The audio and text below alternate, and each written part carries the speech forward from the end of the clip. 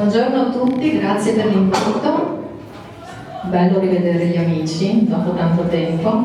Allora, io vi parlo oggi di un progetto che è stato fatto nell'anno scolastico 2017-2018 nella zona del comune di Maniago, provincia di Pordenone, da dove io praticamente arrivo perché vivo a 10 km da Maniago. Si tratta di un progetto che ha coinvolto praticamente l'Ecomuseo delle Dolomiti Friulane di Saganis di Maniago, del quale vi ho parlato diverse volte durante i vari incontri, perché ho collaborato e collaboro tuttora con questa associazione per lo sviluppo e la valorizzazione del territorio, e in più con un'associazione di Belluno, l'ISOIPSE, che in quell'anno appunto propose all'Ecomuseo una collaborazione per coinvolgere gli istituti scolastici della zona con tema che era legato alla trasformazione del paesaggio per la costruzione di una sezione nel museo virtuale dolom.it.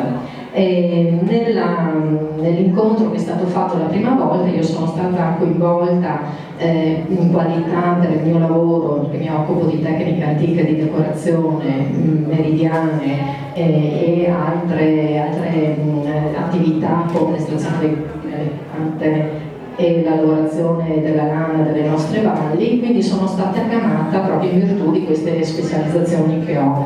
E quando mi hanno proposto il tema, che nel modo specifico era sì la trasformazione del paesaggio, in modo particolare vi leggo un piccolo estratto, e in questo contesto di grandi cambiamenti emerge nelle comunità l'esigenza di riconoscersi attorno ai paesaggi i cui valori estetici e culturali siano condivisi da attori, punti di vista e discipline diverse.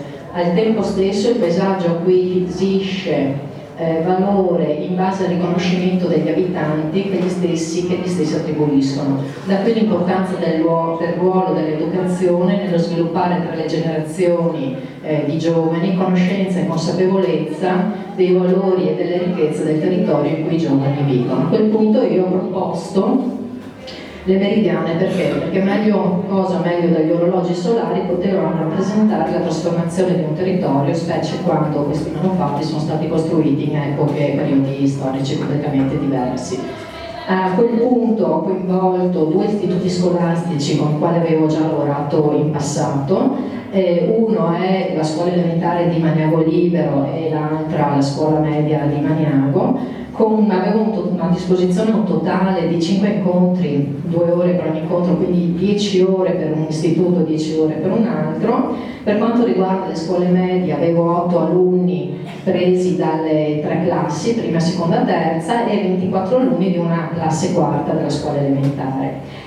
Allora il mio obiettivo, il macro obiettivo che mi ero posta era quello di rendere consapevoli queste nuove generazioni della realtà che li circonda, conoscere il territorio, saperlo raccontare e soprattutto diventarne custodi per il futuro. In più apprendere delle materie complesse in modo che potesse essere cosiddetto metacognitivo, cioè sperimentando, e fantacognitivo, cioè elaborando le informazioni ricevute in forma creativa. Ecco, le meridiane hanno la possibilità di avere piani di lettura diversi perché dal punto di vista storico ci danno la possibilità di leggere la storia di un determinato territorio, ma possiamo anche leggerlo dal punto di vista artistico, architettonico e volendo anche paesaggistico.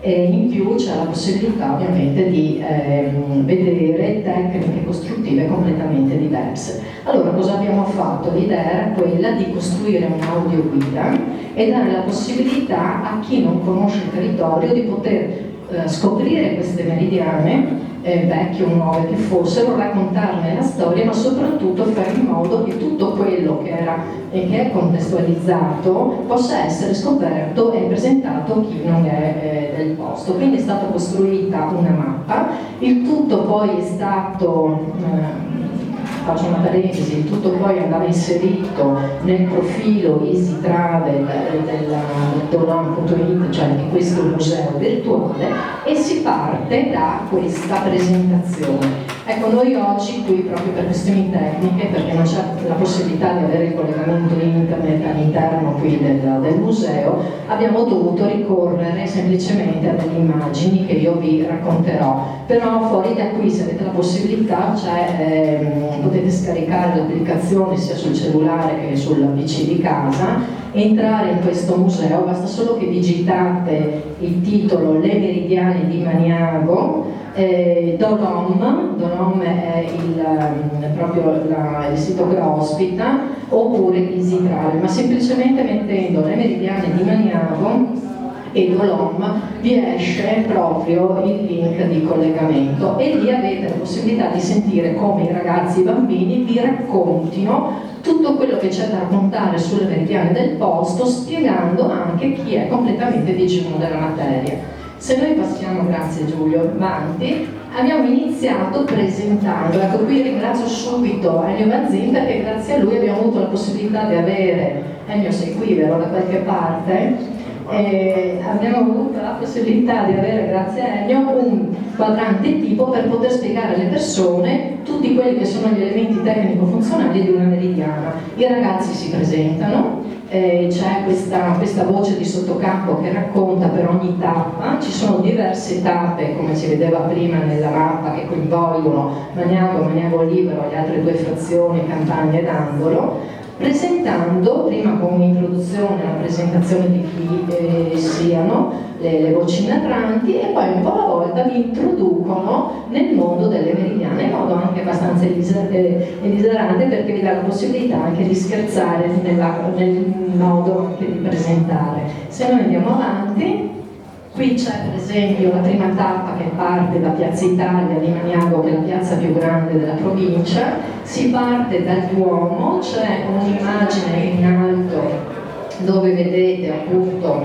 l'entrata del Duomo, la parte che c'è in alto, Duomo che è stato costruito verso la fine del 1400 con questa architettura gotica friulana. E sulla facciata sud del Duomo c'è una meridiana che è stata fatta alcuni anni fa, una decina di anni fa, già da Aurelio Pantanali, a ore italiche e ad ore canoniche unite insieme, dove appunto c'è la possibilità di vedere lo scandire delle varie attività liturgiche nell'arco della giornata. Poi si procede nella seconda tappa, questa tappa è legata strettamente al campanile del Duomo perché l'orologio del campanile è stato installato nel 1745 dai Capellari di Pesaris in Carnia e l'orologio meccanico veniva regolato da una meridiana che è risultato appunto da ricerche di archivio, aveva l'ora del mezzogiorno, la linea meridiana del mezzogiorno proprio sulla facciata dove poi Aurelio ha realizzato la meridiana ad ore medioevali. Passiamo oltre.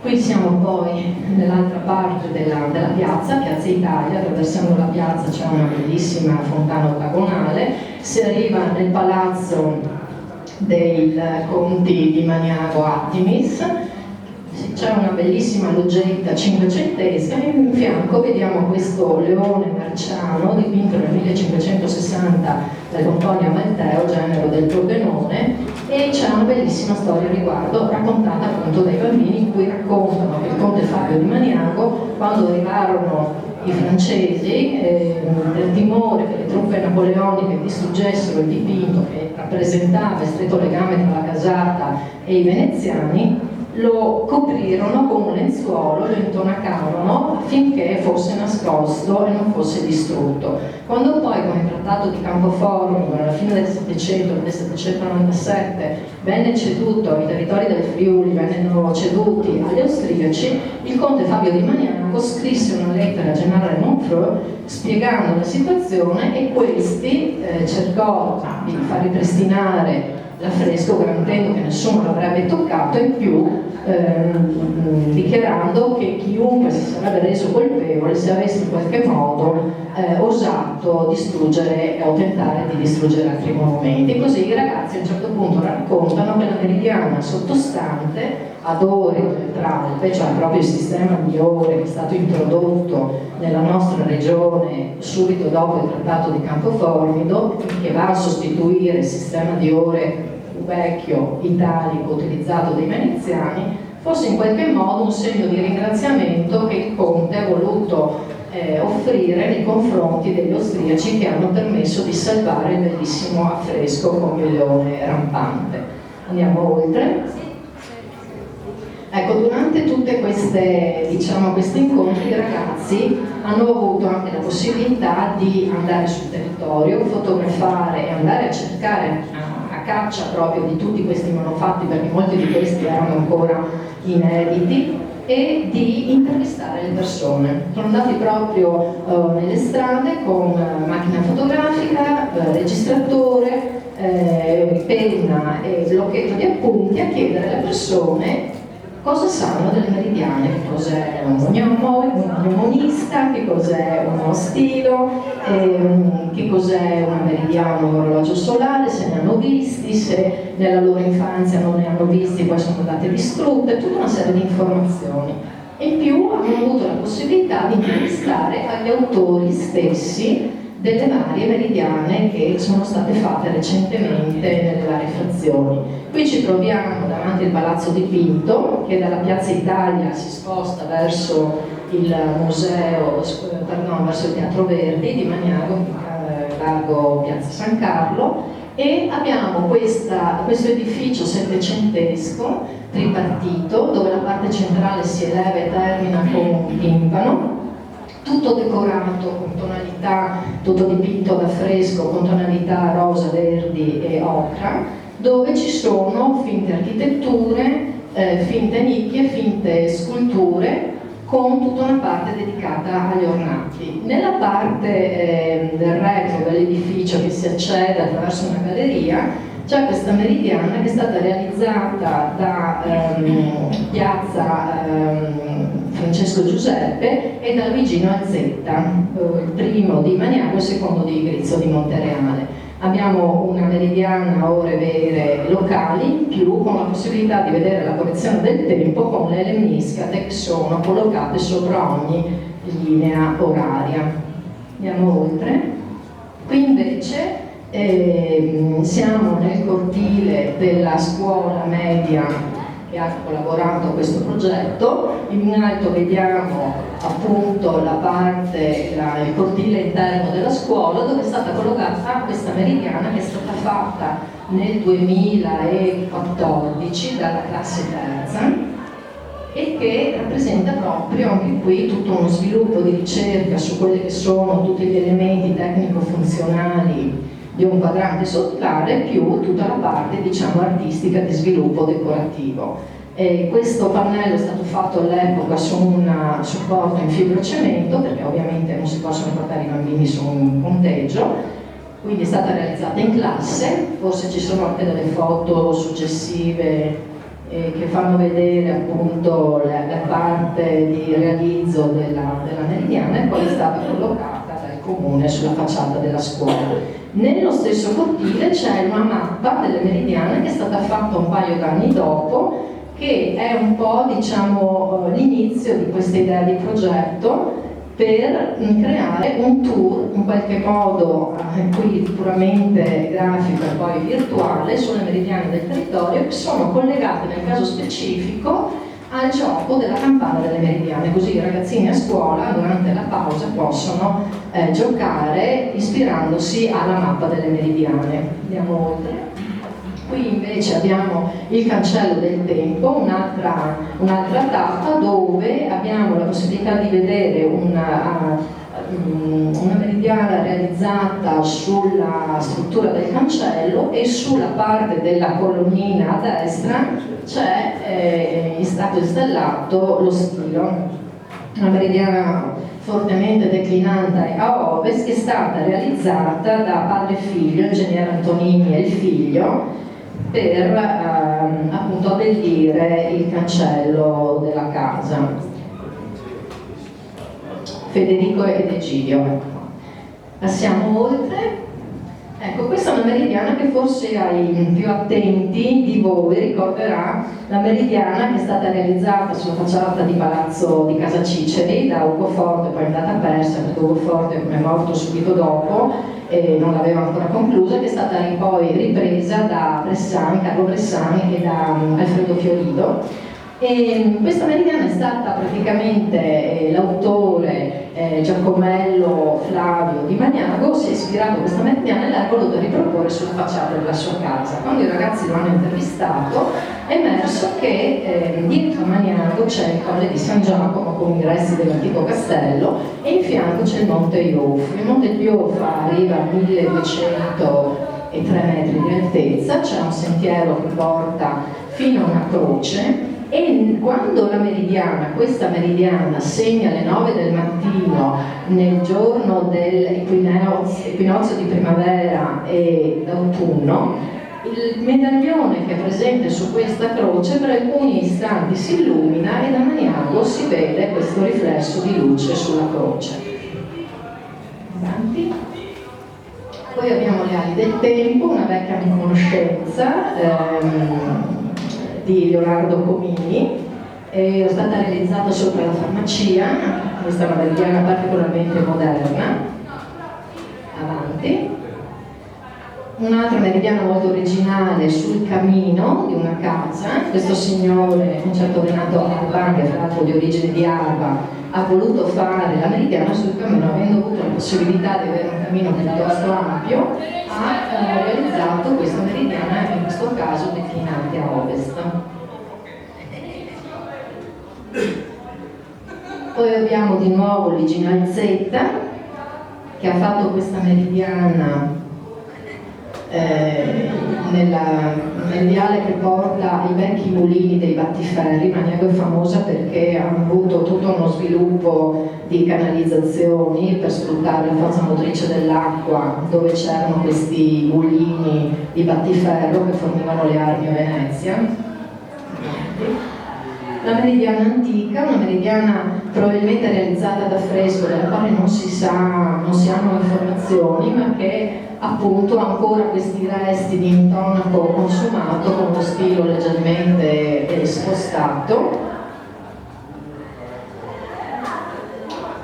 La meridiana di Valle Venuti, che come vedete riporta l'anno di esecuzione, poi ha avuto dei rifacimenti di intonaco e i proprietari hanno avuto la possibilità di lasciarla in vista. Questa si trova vicino alla biblioteca. Io sto facendo un riassunto molto veloce, ma ovviamente nell'audio i ragazzi vi raccontano anche durante il percorso cosa potete vedere, tutte le caratteristiche anche architettoniche oltre che storiche del luogo, e vi accompagnano proprio nella passeggiata. La Madonnina qui ci stiamo spostando a Magnago Libero, e dove fra l'altro, oltre a aver scovato le meridiane nascoste, sono state fatte anche delle ricerche d'archivio, scoprendo che sempre il Fabio di Magnago che vi avevo nominato prima aveva nominato in passato un pittore di meridiane, un certo Antonio Bucco, il quale doveva istoriare la facciata della loggetta comunale per le adunanze di una meridiana. Dell'edificio della meridiana non si sa niente, ma è stato ricostruito dove probabilmente poteva essere stata collocata. Questa meridiana si trova invece in un cortile interno di una casa, è accompagnata da questa immagine votiva con la Madonnina e il bambino, attualmente molto rovinata, però il proprietario è riuscito a fare queste foto e a raccontare un po' la storia della famiglia e dei ragazzi. Andiamo avanti. Questa è una meridiana che è stata realizzata dalla signora Maria Minini e Carlo Fontanella. Controllo i nomi, scusate, giusto per correttezza. Sì, Maria Minini e Carlo Fontanella, realizzata da fresco su un supporto di fibrocemento, poi è stata un po' danneggiata. Poi abbiamo la meridiana della latteria, che è stata realizzata a più mani. Io mi sono occupata della parte mnemonica, della parte decorativa che vedete in alto dell'orologio solare, e sotto invece, perché si trattava dell'edificio dove in passato c'era la vecchia latteria, i volontari del gruppo Amici del Presepe e della Prologo locale si sono organizzati e hanno voluto riprendere questa immagine di vita contadina del passato, dove c'è nel centro, vedete, Luciano Norio, che è stato proprio l'esecutore della maggior parte del dipinto, con l'aiuto della figlia ed altri volontari per questa missione.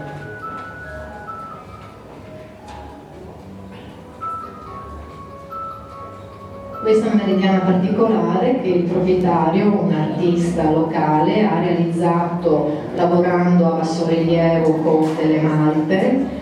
La casa poi fra l'altro era piena di elementi artistici, sculture, bassorilievi realizzati da questo signore, il quale purtroppo è scomparso poco tempo fa, ma che i ragazzi non sono riusciti a intervistare prima della sua scomparsa. Quest'altra meridiana a ventaglio realizzata ad acrilico, anche qui c'è il proprietario che è l'autore della meridiana, che ha raccontato un po' la storia e le intenzioni anche di ridecorarla per abbellirla ancora di più. E poi questo è un altro progetto fatto con le scuole elementari di Maniaco Libero alcuni anni fa, con una classe terza e quarta.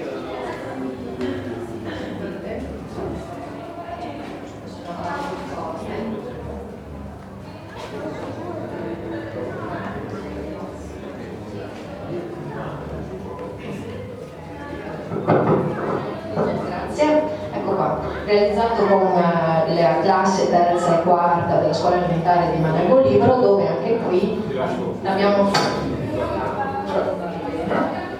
fatto degli studi su come si produce la calce, cioè passando dal carbonato di calce, dal sasso, alla produzione della calce in fornace. Abbiamo fatto degli studi in astronomia. È stato poi realizzato il progetto per costruire un quadrante solare all'affresco, quindi i ragazzi hanno lavorato su dei supporti, dei sassi che avevo procurato io, proprio per lo stesso motivo non si possono portare i bambini su dei ponteggi, anche se in questo caso non era un'altezza rilevante. E poi io avevo preparato i calcoli del fondo con i silicati, e poi abbiamo collocato questi sassi affrescati sul quadrante, dove c'è stato anche una specie di concorso per dare il nome e il titolo alla meridiana.